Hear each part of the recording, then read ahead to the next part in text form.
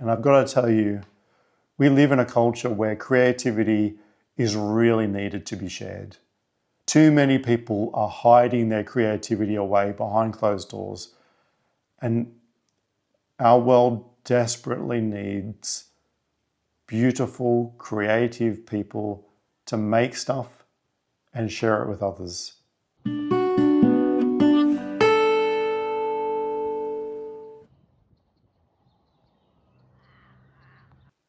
Hey creatives, welcome back to the channel. My name is Michael. If I haven't, it's highly likely I've not introduced myself before. I've only done it 1 or 2 times, but my name is Michael, and this is part 1 of a 3-part series on the importance that creatives make stuff. Creatives make stuff, share it with others, listen to the reply. That's the 3 parts. But it's important, I think, at the get-go, at the beginning, to say this is not a thought exercise. Creatives don't think about making something unless your creativity is actually thinking. But for the most part, creatives make stuff, share it with others, and then listen to the reply.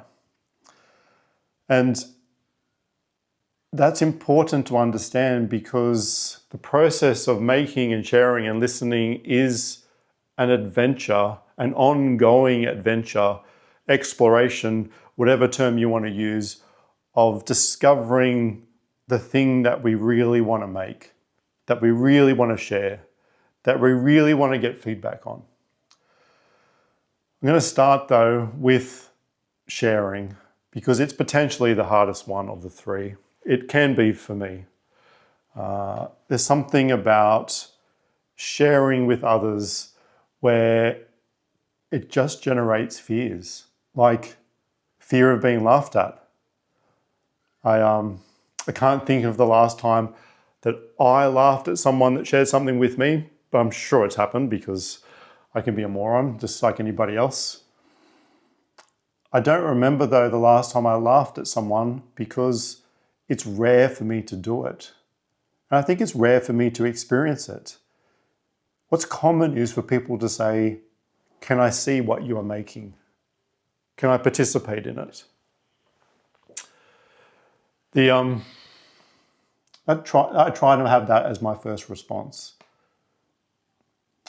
But what most people tell me is that I don't make stuff and I don't share it with others because I don't want to be laughed at. And I get it, I really do. I don't want people to laugh at me either. I fear putting something that I really care about out into the world and having all manner of people laugh at me and what I've shown them. Having said that though, I can't think of the last time someone has actually laughed at me. But I get it because the laughter response and the fear of someone laughing at me isn't the only way that someone can come back at me. There are plenty of ways for people to judge me. They could look at what I've drawn and say, that's not an elephant, that looks like a jelly bean. Or I could sing a song, and that would be bad because I can't sing to save myself. But if I was to sing a song, they might say, you got no notes right. Or if I danced, they might just point out all the places where I stumbled. Or if I led something, they might say, well, you got upset with that person while you led and you shouldn't do that. Or I might play sports, play cricket or hockey or something, and all they do is point out the mistakes that I made. It can be hard to make things, be creative, put it out into the world, and have people that you shared it with have a judgment response. It really can. People are actually quick to judge and slow to cheer us on. It is my experience that there are a lot more people prepared to judge than to cheer. And to be perfectly honest, that's difficult. Especially with creativity and personal sharing, it comes from the heart, it comes from us. giving over something of ourselves. And to do that and have judgment come back like that, when we've been honest and vulnerable in our offering of what we made, it can be really hard to then do it again. As someone with ADHD, I'm also very sensitive to the rejection of others, and I don't actually need them to say anything out loud. I can see it in their face, I can watch it in their gestures, and I am internalizing the rejection and the judgment before they even say anything. And that can make it doubly hard. All of that means that it is hard to share what we have made. It's hard to make something in the first place, but it becomes even harder to share what we've made. And if you struggle with that, like I struggle with that, well then I've got 2 tips for you in terms of overcoming that fear and sharing it anyway. Because there are actually people out there that want to cheer us on.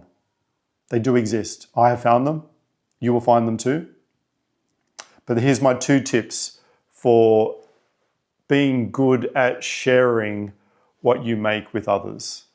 And the first one is to practice being a good person to share something with.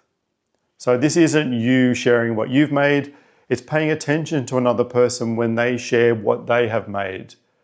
And the paying attention to how difficult that can be at times. You can't love everything. People will show you things and you'll look at it and you'll have a reaction of judgment. You won't be able to help it. But the more that you pay attention to someone else sharing something, ask them a question like, what have you made? What are you making? Talk to me about what you have made. The more that you become good at asking those questions and teasing out what is on their heart and you listen to them genuinely, the easier it becomes to be someone that is safe to share things with. So my first tip is practice being a safe person for another person to share what they're making with. You will understand quite quickly that it is difficult, and your compassion on those when you share something, your compassion on those and the difficulty of saying wise things in that moment, you will understand, you'll be more forgiving of them just having a response, whatever it is, and then listening to them talk it through.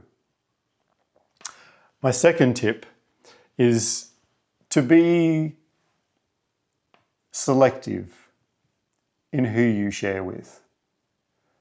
The importance here is find people who are safe.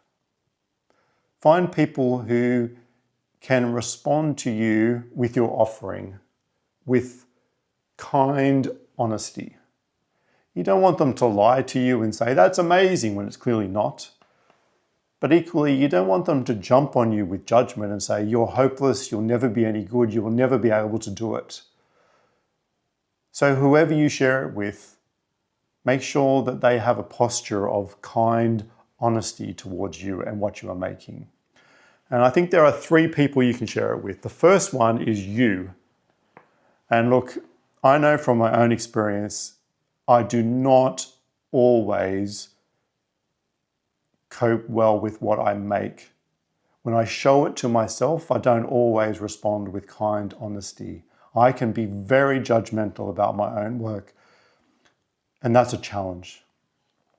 But the first person that you should share it with is yourself. The best way I know to do that is to make something, leave it for a day or a week, and then come back to it. And then that's you sharing it with yourself for the first time. Give yourself a bit of a break between when you make it and when you share it. Share it back to yourself. So the first person here is yourself.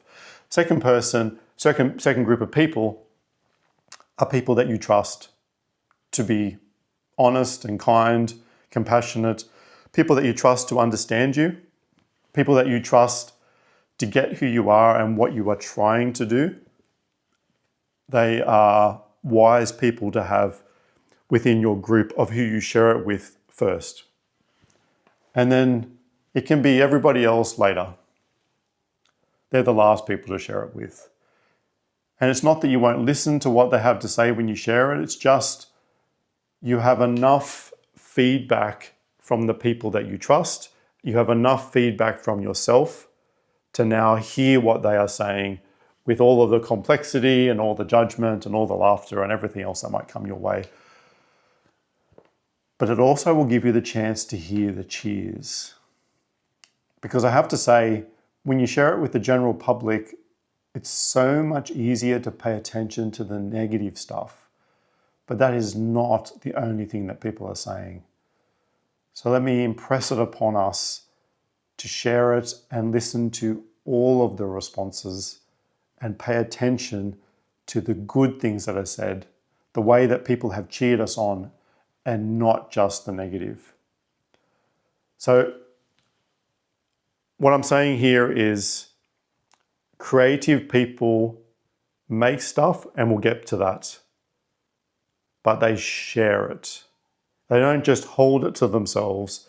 They don't hide it in a cupboard. They allow their creativity to be released into the world. And I've got to tell you, we live in a culture where creativity is really needed to be shared. Too many people are hiding their creativity away behind closed doors. And our world desperately needs beautiful, creative people to make stuff and share it with others, and then listen to the response. So this is part one. Be someone that shares your creativity with the world. See you soon.